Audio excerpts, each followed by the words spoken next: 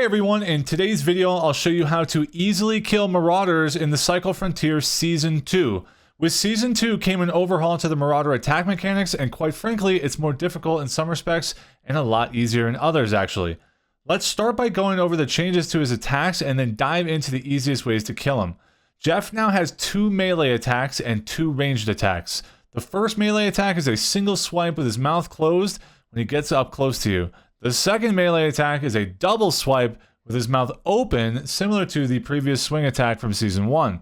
Now in Season 1, when you were on equal ground with Jeff, he would charge and open his mouth every time, making him susceptible to critical damage and knockbacks. But now it's not a guarantee that Jeff will open his mouth for when he charges you, so you can't get that crit damage and you can't get that potential stagger. So you're really putting yourself at risk every time you face him head on. So for players with lesser gear quality, I highly recommend killing Jeff during his ranged attacks. So for the first ranged attack, it is the same as Season 1. He spits directly at you and sometimes feels like he's aimbotting you when you're strafing left or right. The second attack is similar to an attack he had in Season 1 where he lobs a meatball at you and then leaves a residue on the ground that damages you. The difference with the attack in Season 2, however, is that he winds up for a lot longer period of time before the attack and his mouth is open for all that critical damage.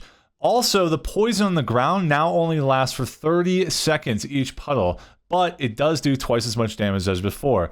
Now, after hearing this, you're probably thinking that Marauders are massively overpowered, but there is one big change that actually makes this a lot easier and faster to kill him. And that big change is that Jeff now takes twice as much critical damage as he used to. This means that if you focus predominantly on hitting him for critical damage during his meatball lob, you are going to be taking him down very quickly. Another thing to note is with regard to his stagger. Previously, Jeff's first stagger would trigger if he received 10% damage within 1 second. Well now, unfortunately, that is now 30% damage within 1 second. And his second stagger is now 50% damage within 1.5 seconds. So it is harder to stagger Marauders with lower tier weapons, but pretty easy to stagger them with higher tier weapons because of that massive damage they hit for. A couple of tips for new players before I finish up this video. When you see Jeff pacing back and forth, it means that he is fully intending on doing one of his ranged attacks.